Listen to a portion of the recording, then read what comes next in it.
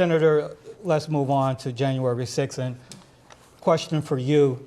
Your own words and statements have changed since January 6, 2021. At one point, you called the insurrection a violent terrorist act, saying anyone who commits an actual act of violence should be prosecuted. President Trump has said he would consider pardoning the rioters. Would you support that? You have 90 seconds. So, Gromer, thank you for that question. Listen, my view is clear. I think anyone who commits an act of violence should be prosecuted and should go to jail. If you assault a police officer, you should go to jail for a very long time.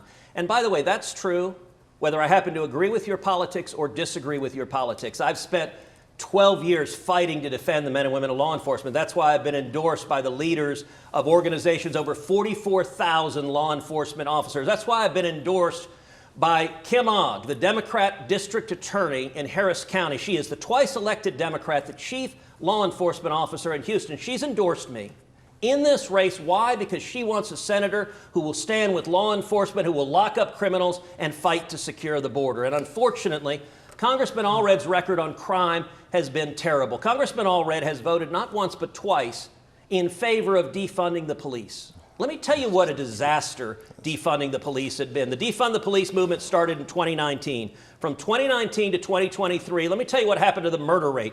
In Houston, it went up 29%. Right here in Dallas, it went up 17%. In San Antonio, it went up 57%.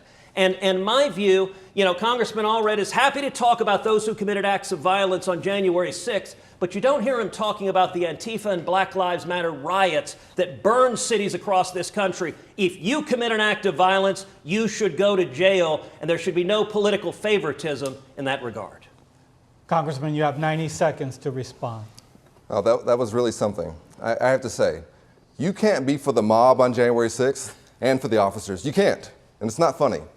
Because you're a threat to democracy. Sure. I was on the House floor when we went through the votes. I remember when you objected to the results in Arizona. Y'all at home might remember where you were on January 6th, what you were doing. I know where I was, and I know where he was. I remember when they told us to reach under our seats for these gas masks. I didn't know we had, because they had deployed tear gas in the rotunda. The officers locked all the doors. We barred the doors the president walks through to deliver the State of the Union with furniture that we usually use to hold paper.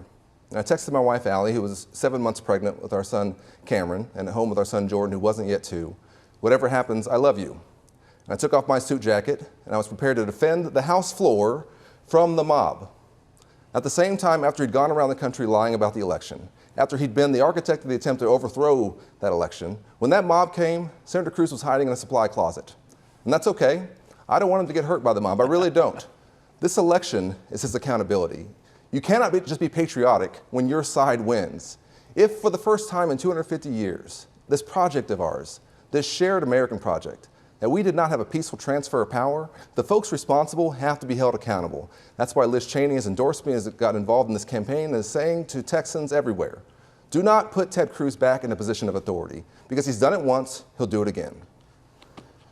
Senator, you have 60 seconds for a rebuttal, but answer the question, would you support pardoning those convicted in the Capitol riot? So look, I think the Biden-Harris administration has persecuted some engaged in peaceful speech, and if you are being persecuted for peaceful speech, absolutely you should be pardoned. If you engaged in violence, absolutely not, you should not be pardoned. But let me say something interesting. The far left, they're so angry right now. There's so much hatred. Congressman Allred just snarled at me, you're a threat to democracy. Now, let me be clear. I don't know Congressman Allred. I have no animus for him personally.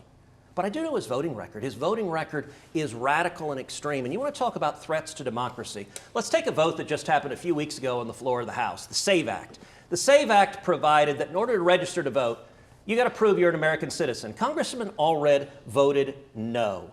11.5 million illegal immigrants have come into this country under Kamala Harris and Colin Allred's open border policies, and Congressman Allred votes no to protecting our elections and ensuring that people don't vote illegally. That is a threat to democracy.